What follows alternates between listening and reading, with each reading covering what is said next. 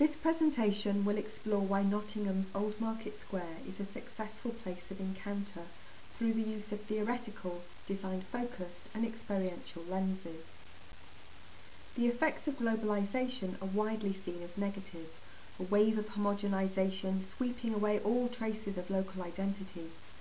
Ideas about placelessness illustrate the fear of the erosion of place, which is traditionally thought of as a centre of meaning linked to an authentic way of dwelling.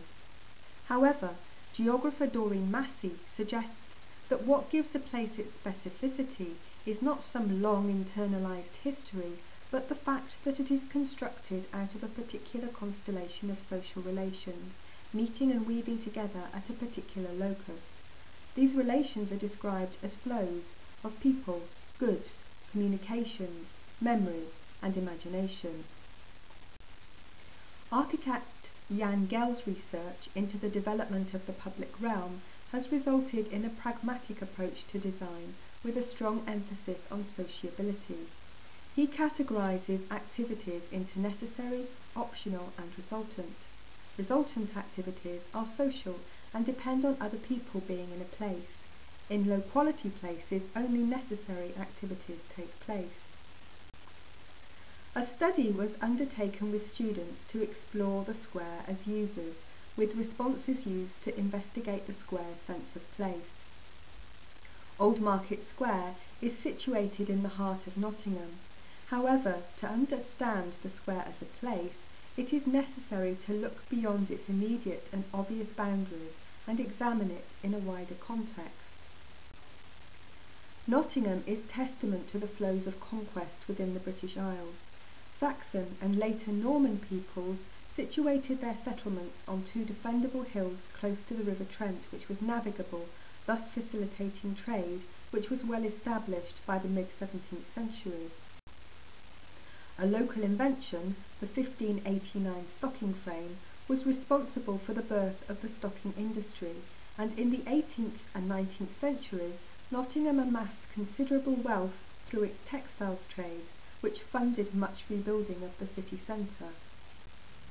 The earliest description of the topography of Nottingham dates from the 1540s and praises the size, clean paving and buildings of the square.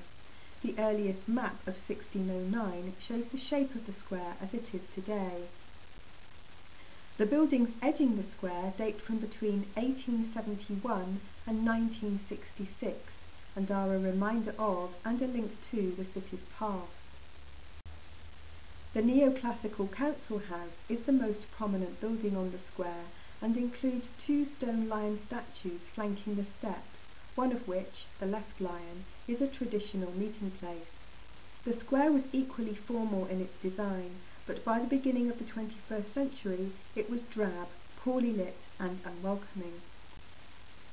In October 2003, Nottingham City Council launched a competition to redesign the square to create a public realm of excellence which would both respect the city's heritage and reinforce its identity. Opened in April 2007, the scheme was constructed at a cost of £7 million.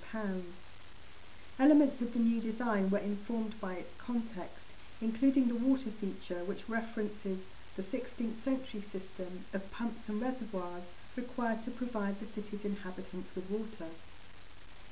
Since opening, the square has won a number of awards, but is this a true measure of success?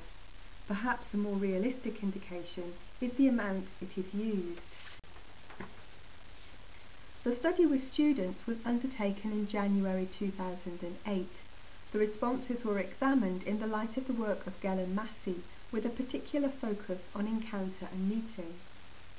That Old Market Square is free of cars, as well as a convenient transport hub, was widely mentioned. A number of students of both sexes felt that the square is safe. This is perhaps particularly relevant, coming from local students who commented that the square feels safer than previously because it is more used.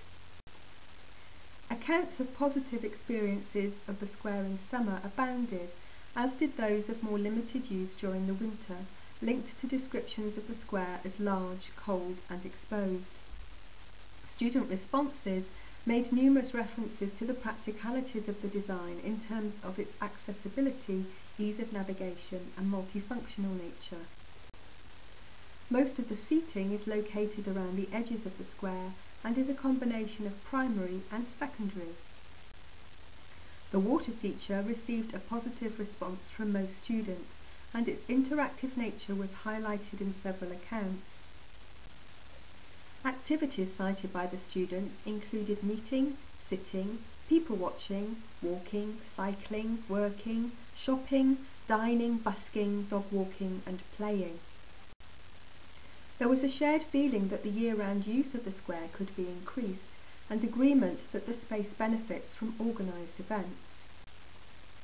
Although the square is large and open, there are smaller, more intimate areas where face-to-face interaction is facilitated. As a group, the students used a range of experiential adjectives, mainly positive, to describe the square.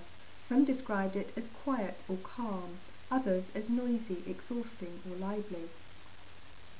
The level of student engagement varied from regular optional use to necessary use only, and included both passive and active resultant activities. The individual experiences of the square illustrate some of the flows which meet there.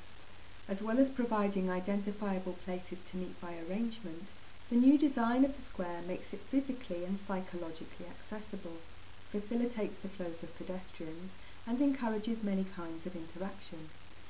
The design responds to both historical flows within the site and flows of influence within the international design world. The imagination of the designer has created a place which can stimulate unstructured, spontaneous and playful use, enabling resultant activities. Flows of capital and goods are evidenced around the edge of the square, which is populated by national and international businesses and were commented upon indirectly by students.